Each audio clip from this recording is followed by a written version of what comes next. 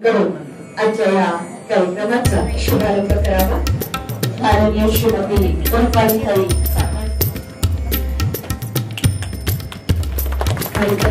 नदी ओळख जीवाची ज्याची उत्पन्न होता तो उन्नत म्हणून चांगल्याचा आम्ही स्वीकार करत या जीवासाठी त्याची अंमलबजावणी करण्यासाठी आम्ही सर्व तत्पर आहोत। इतका सुंदरच्या मनातही आलं की मी आज योग्य नाही, त्यामुळे सर्व प्रयत्न करतो।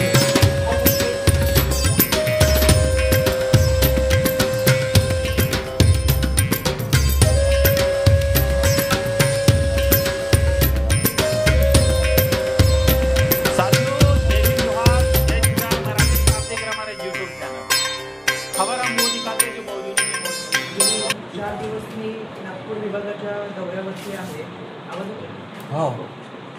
नागपूर विभागाच्या दौऱ्यावरती आहे। यामध्ये वर्धा, गोंदिया आणि आज नागपूरमध्ये राज्य महिला आयोगाच्या वतीने जनसुनावणी आयोजित केली जाते। खरं तर राज्य महिला आयोगाचं मुख्य कार्यालय हे मुंबईत बांद्रा येथे आहे, पण महाराष्ट्राच्या कानाकोपऱ्यातल्या वाड्या वस्त्यावरच्या आदिवासी भागातल्या आणि पाड्यांवरच्या महिला भगिनींना काही समस्या असतील, त्यांच्या जर काही तक्रारी असतील, अनेक वर्षानुवर्ष न्यायाच्या प्रतीक्षेमध्ये त्यांची काही प्रकरणं असतील आणि त्यांना खऱ्या अर्थानं न्याय मागायचा असेल तर ते मुंबईच्या कार्यालयापर्यंत पोहोचू शकणार नाही। कदाचित आर्थिक अडचण असू शकते, माहितीचा अभाव असू शकतो आणि इतक्या लांबून आपण मुंबईच्या कार्यालयापर्यंत पोहोचलो तर तक्रार कशी दाखल करायची, कशा पद्धतीने आपल्याला न्याय मिळेल, असे अनेक प्रश्न या सर्वसामान्य महिला भगिनींच्या मनामध्ये असतात। म्हणून गेली 4 वर्षापासून राज्य महिला आयोगाच्या वतीनं प्रत्येक जिल्ह्याच्या ठिकाणी जनसुनावणीचे आयोजन केले। संपूर्ण महाराष्ट्रामध्ये फिरत असताना खरं तर जागच्या जागी या तक्रारींचा न्यायनिवाडा व्हावा, निपटारा व्हावा आणि या महिला भगिनींना न्याय मिळावा। मग तो विधी सेवा प्राधिकरणाचा असेल, तो भरोसा असेलचा असेल, तो वन स्टॉप सेंटरचा असेल किंवा तो पोलीस स्टेशन मधल्या एखाद्या तक्रारचा असेल, या सगळ्यांमध्ये एकाच व्यासपीठावरती हे सर्व उपस्थित राहत या महिला भगिनींना न्याय देतात। आणि मला एका गोष्टीचं समाधान आहे, खरं तर संपूर्ण महाराष्ट्रामधून आमच्या राज्य महिला आयोगाला मोठ्या प्रमाणात तक्रारी येत असतात, पण नागपूरमध्ये स्वतःच माननीय मुख्यमंत्री महोदय आणि गृहमंत्रीची जबाबदारी अतिशय सतर्कपणे निभावत असल्यामुळे आमच्याकडे नागपूर विभागाच्या फारशा तक्रारी नाही। दुसरी गोष्ट, आमचे समन्वयक जे आयोगाच्या माध्यमातून काम करतात, आमचा जिल्हा महिला बाल विकास विभाग असेल, वन स्टॉप सेंटर्स असेल आणि याबरोबरच भरोसा असेल, अतिशय चांगल्या पद्धतीने काम या भागामध्ये करतात। वन स्टॉप सेंटरचं मी मनापासून कौतुक करेन। या वन स्टॉप सेंटरच्या माध्यमातून त्या ठिकाणी ज्या तक्रारदार येतात त्यांच्या अगदी 5 दिवसाची ती 10 दिवसापर्यंतची निवाऱ्याची व्यवस्था सुद्धा केली जाते। म्हणजे तक्रारदार महिलांना एका छताखाली, मग ती त्यांची मेडिकल तपासणी असू देत, विधी सेवा प्राधिकरणाच्या बाबत काही डॉक्युमेंट सबमिशन्स असेल आणि त्याचबरोबर तक्रार दाखल करणं असेल, हे सर्व काही एकाच छताखाली या वन स्टॉप सेंटरच्या माध्यमातून होत असल्यामुळे आणि वन स्टॉप सेंटरमध्ये ऑनलाईन पोर्टलच्या माध्यमातून ह्या तक्रारी दाखल केल्या जातात, हे अतिशय विशेष आहे। त्याच्यामुळे तक्रारदार महिलांना मोठ्या प्रमाणातलं व्यासपीठ सर्वच क्षेत्रातून मिळत असल्यामुळे त्यांनी त्या ठिकाणी आपल्या तक्रारी दाखल केलेल्या आहेत। यामध्ये मी वर्ध्यामध्ये असताना 76 तक्रारी आमच्याकडे आल्या आणि वर्धा जिल्ह्यामध्ये ह्या 76 तक्रारी आल्यानंतर 2 कुटुंबांचा समझोता या जनसुनावणीच्या दरम्यान झाला।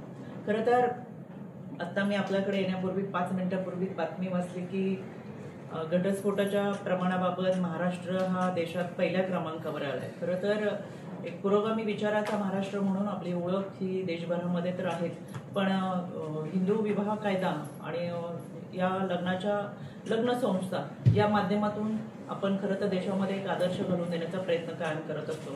पण ही बातमी वाचल्यानंतर मला अस्वस्थ वाटतंय की आज महाराष्ट्र हा देशात जर घटस्फोटाच्या बाबत पहिल्या क्रमांकावर असेल तर याचाच अर्थ आहे की आम्ही समुपदेशनाला कुठेतरी कमी पडतोय। गेल्या अनेक महिन्यांपासून राज्य महिला आयोगाच्या वतीनं आम्ही राज्य शासनाला शिफारस केलेली आहे आणि त्या धर्तीवरती आता 10 प्री मॅरेज काउन्सिलिंग सेंटर हे महाराष्ट्रात सुरू झालेले आहेत, पण हे प्रायोगिक तत्वावरती आहेत, ज्याचा खरा उपयोग आता आपल्याला या हे जे बातम्या पाहिल्या ते लक्षात येते की आपल्याला प्री मॅरेज काउन्सिलिंगची किती गरज आहे।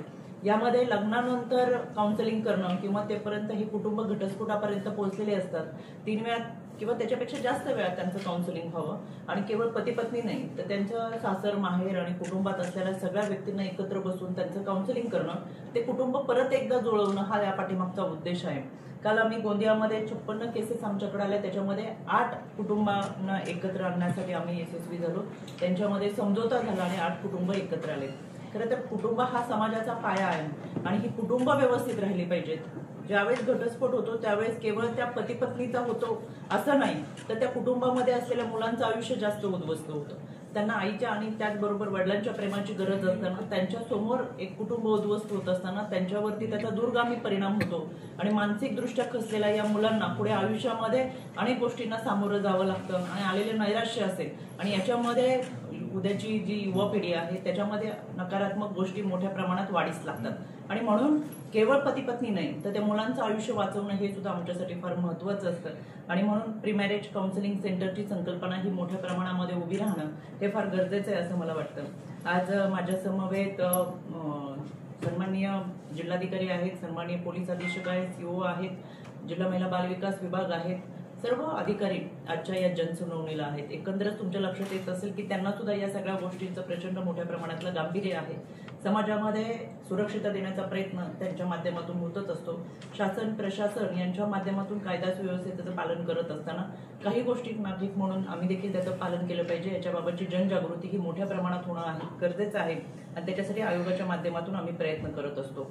खरं तर महाराष्ट्रामध्ये 31% या वर्किंग वुमन आहेत आणि या वर्किंग वुमन ज्या ठिकाणी कामाच्या ठिकाणी त्यांना सुरक्षितता मिळणं हा त्यांचा अधिकार आहे. 2013 मध्ये कामाच्या ठिकाणी सुरक्षितता देण्यासाठीचा कायदा हा अस्तित्वात आला आणि हा पॉस ॲक्टच्या माध्यमातून कार्यरत असताना खऱ्या अर्थानं ज्या ठिकाणी आपण काम करतो त्याच व्यक्तीच्या विरोधात तक्रार करण्यासाठी महिला पुढे येऊ शकत नाही किंवा आयसी कमिटी अस्तित्वात आहेत पण त्या फक्त कागदावरती आहेत का? या आयसी कमिटीकडे आलेल्या तक्रारींची जनसुनावणीच्या माध्यमातून किंवा त्यांच्या हेअरिंगच्या माध्यमातून कुठे त्याची दखल घेतली जाते का? या सगळ्या गोष्टींचा तपास होणं फार गरजेचं आहे आणि म्हणून ज्या पद्धतीने शॉपॅक लायसन हे 3 वर्षांनी आपण रिन्यू करत असतो पण कोणत्याही पद्धतीच्या आयसी कमिटीचं रिन्युएशनची आतापर्यंतची शासन निर्णय प्रक्रिया नव्हती. त्याच्यामुळे एकदा कागदावरती आलेलं आयसी कमिटी ही वर्षानुवर्ष राहत होती. मग त्यामधल्या काही व्यक्ती त्या ट्रान्सफर झालेल्या असतात, प्रमोशनवर गेलेल्या असतात, काही व्यक्ती त्या ठिकाणी नसतातच.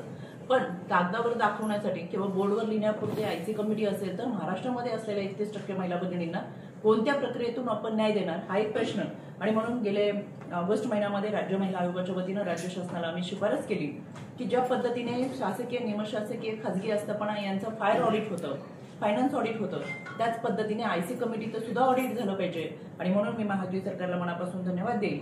22 ऑगस्ट 2025 रोजी सरकारने GR काढला आणि या GR मध्ये अतिशय स्पष्टपणे आतापर्यंतच्या GR नुसार अतिशय स्पष्टपणे भूमिका मांडत की आयसी कमिटीची जबाबदारी कोणाची आहे, आयसी कमिटी कशा पद्धतीने कार्यरत असाव्यात आणि आयसीचा ऑडिट झालं पाहिजे या संदर्भातला GR हा 22 ऑगस्ट रोजी आला आणि म्हणून माझ्या समवेत आता कलेक्टर साहेब सुद्धा आहेत, SP साहेब सुद्धा आहेत, त्यांना देखील मी या निमित्तानं मनापासून विनंती करेन की आयसी कमिटीच्या संदर्भातल्या ऑडिटवर आता आपल्याला काम करावं लागेल कारण की इतक्या मोठ्या प्रमाणातल्या महिलांची संख्या असताना आयसी कमिटी आहेतच पण आता त्या ऍक्टिव्ह करणं आणि त्यांचं ऑडिट करणं ज्याच्या माध्यमातून खऱ्या अर्थानं आता महिलांना सुरक्षितता देणं.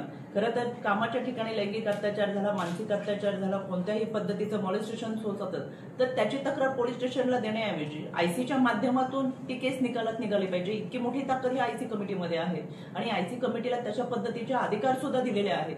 त्याच्यामुळे आता आमचा भर असणार आहे तो आयसी कमिटीच्या ऑडिटवरती.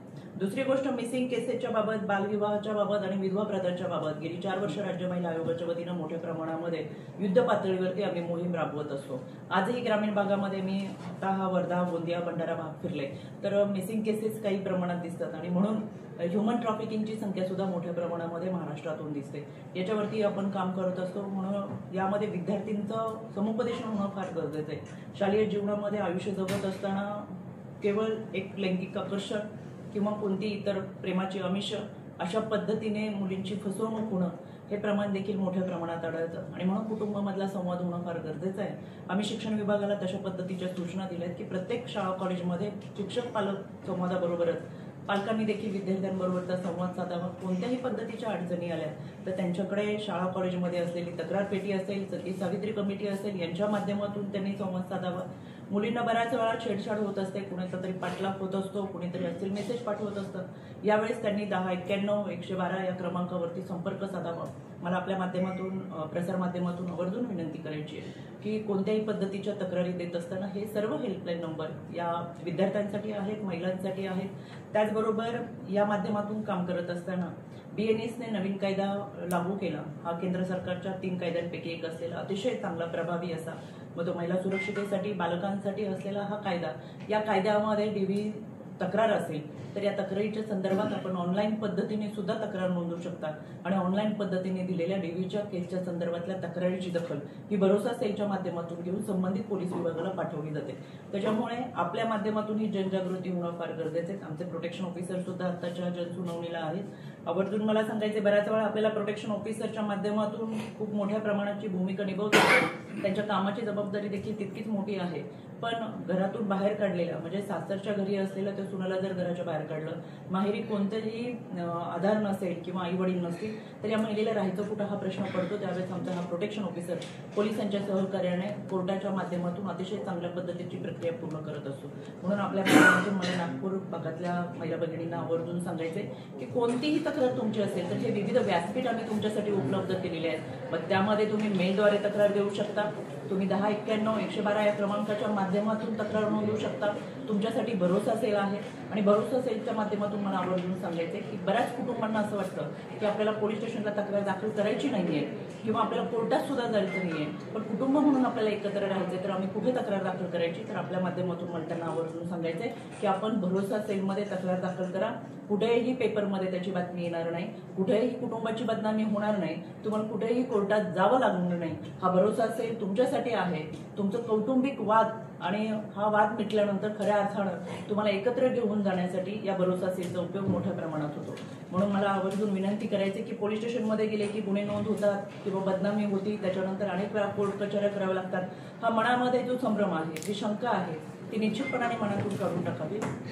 या आमच्या पोलीस विभागाच्या भरोसा सेलच्या माध्यमातून मोठ्या प्रमाणामध्ये या तक्रारी दाखल करून घेऊन त्यांचं काउन्सिलिंग केलं जातं. त्या आपल्या माध्यमातून हा संदेश निश्चितपणाने नागपूरच्या माझ्या महिला भगिनींपर्यंत पोहोचावा ही विनंती या निमित्ताने मी जरूर करेल. IC कमिटी बालविवाह विधवा प्रथाच्या विरोधात तर आपण लढतच आहोत. हुंडाबळीच्या विरोधात सुद्धा आपण कारवाई करतोय, पण हुंडाबळीच्या केसेस DV केसेसमध्ये येत असल्यामुळे खरं तर हुंडा देणं आणि कार घेणं हा कायद्यानं गुन्हा आहे. पण तरी सुद्धा मी काल गोंदियामध्ये असताना मला खरं मनाला समाधान वाटलं. गोंदियाच्या जवळजवळ सगळे समन्वयक आणि अधिकारी सांगत होते की आमच्याकडे हुंडा मागितला तर मुलगीच देत नाही. मला असं वाटतं याचं अनुकरण महाराष्ट्रामध्ये व्हावं की ही एक विकृती आहे. या सगळ्यांमध्ये कायदा आहे, हुंडा देणारा आणि घेणारा जितका दोषी आहे त्याच्यावरती कारवाई देखील होते. जर हुंडा मागितला गेला असेल तर तातडीने जवळच्या पोलीस स्टेशनमध्ये तक्रार दाखल करावी असं मी आपल्या माध्यमातून निश्चितपणाने आवाहन करेन. शेवटी मुलींना आयुष्य जगत असताना हुंड्याच्या माध्यमातून किंवा ह्या सगळ्या विकृतीच्या विळख्यातून आपल्याला बाहेर काढायचं असेल तर एकत्रित येऊन हा समाजाचा लढा आपल्याला द्यावा लागेल. त्याच्यामुळे प्रश्न फार मोठ्या प्रमाणातले आहेत. हे प्रश्न सोडवण्यासाठी निश्चितपणाने महायुती सरकार असेल, पोलीस प्रशासन असेल, हे सगळेजण मोठ्या प्रमाणामध्ये काम करतात आणि या एकत्रितरित्या केलेल्या कामाचा परिणाम म्हणजे खऱ्या अर्थानं आता आमच्या महिलांना पुढे येऊन तक्रार देण्याची सुद्धा संख्या मोठ्या प्रमाणात वाढलेली आहे. त्याचं समाधान आहे. शेवटी NCRBचा अहवाल आहे 2021-22, 2022-23 आणि 23-24 मध्ये जी आकडेवारी होती तीच आकडेवारी आपल्याला दिसते. केवळ विरोधकांची टीका करण्याची भूमिका आहे म्हणून ते बोलत असतील, पण ही आकडेवारी जर पाहिली तर एका गोष्टीचं समाधान आहे की वन स्टॉप सेंटर भरोसा असेल या सगळ्या माध्यमातून या महिला तक्रारदार जेव्हा पुढे येतात या जनसुनावणीच्या माध्यमातून असेल तर हे व्यासपीठ आम्ही महिला भगिनींना त्यांनी अन्याय अत्याचार सहन करू नये म्हणून उपलब्ध करून दिलेत आणि आता या सगळ्या महिला भगिनींना विश्वास वाटतोय की आम्ही तक्रार दाखल केली तर निश्चितपणाने आम्हाला न्याय मिळेल. ही एक समाधानाची गोष्ट या निमित्तानं मला आवर्जून सांगावीशी वाटते. ज्या पद्धतीने ग्रामसभा होता त्या ग्रामसभेमध्ये राज्य महिला आयोगाच्या वतीनं ग्रामविकास मंत्री WCD मिनिस्टर आणि महाराष्ट्र शासन यांना पत्रव्यवहार करत ग्रामसभेमध्ये मोठ्या प्रमाणात महिलांचा सहभाग असावा आणि त्याचबरोबर या ग्रामसभेमध्ये विधवा प्रथा, बालविवाह आणि महिला सुरक्षितेच्या संदर्भातल्या विशेष ग्रामसभेच्या माध्यमातून ठराव मंजूर करावेत आणि ते ठराव अंमलात आणावेत यासाठीचा प्रयत्न करण्यात येत आहे. यामध्ये ग्रामसभेच्या माध्यमातून सुद्धा महिलांना त्यांचा अधिकार आणि हक्क मिळावा यासाठीची जनजागृती ही मोठ्या प्रमाणात केली जाते. बालविवाह रोखण्यासाठी राज्य महिला आयोगाच्या वतीनं जी भूमिका बजावली। याच्यामध्ये पोलीस पाटील, आशा वर्कर, अंगणवाडी सेविका यांचा समावेश करून घेऊन खऱ्या अर्थानं कोणत्याही ग्रामपंचायतीमध्ये बालविवाह होऊ नये याची कल्पना ही थोडीफार प्रमाणात तरी ग्रामपंचायत सदस्य किंवा सरपंच, उपसरपंच यांना असते। त्यांनी त्या पद्धतीची माहिती ही संबंधित विभागाला द्यावी, जेणेकरून हे बालविवाह टाळता येतील। स्थानिक पातळीवरती जिल्हाधिकारी कार्यालयातून खरं तर तो अधिकार जिल्हाधिकाऱ्यांना पण आहे, त्याच्यामुळे वेगळ्या शासन निर्णयाची आपल्याला गरज नाही की कोणत्याही समाज मंदिर असतील किंवा अशा कोणत्याही ठिकाणी अक्षय तृतीया ते तुळशी विवाहापर्यंत हा कालावधी असतो। या कालावधीमध्ये मोठ्या प्रमाणामध्ये बालविवाह होतात, ते होऊ नये याच्यासाठी सतर्क भूमिका बजावत कोणत्याही मंदिरामध्ये बालविवाह जर होत असेल तर धर्मदाय आयुक्तांच्या माध्यमातून ट्रस्टींवरती कारवाई करावी।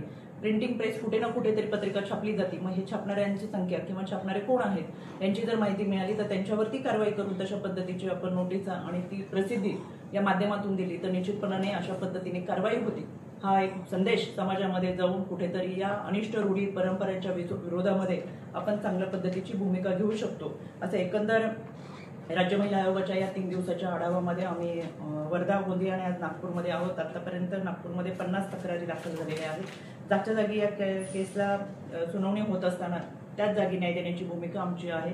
यामध्ये पॅनल केलेली असतील, याच्यामध्ये जे काही पॅनलिस्ट असतील मग संरक्षण अधिकारी, विधी सेवा प्राधिकरण, पोलीस विभाग असेल, या सगळ्यांच्या माध्यमातून या तक्रारदारांना न्याय देण्याची भूमिका ही आमची असेल।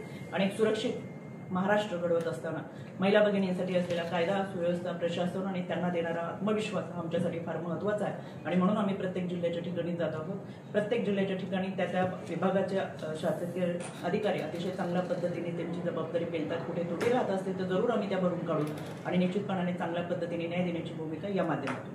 धन्यवाद। प्री मॅरेज काउन्सिलिंग जे सेंटर आहे 10 ते राज्यात कुठे कुठे आहेत? सध्या प्रायोगिकत्वावर आहेत। प्री मॅरेज आपण छत्रपती संभाजीनगरमध्ये आहे, आमच्या पुण्यामध्ये आहे आणि याच्यासाठी आम्ही शासनाकडे शिफारस करतोय।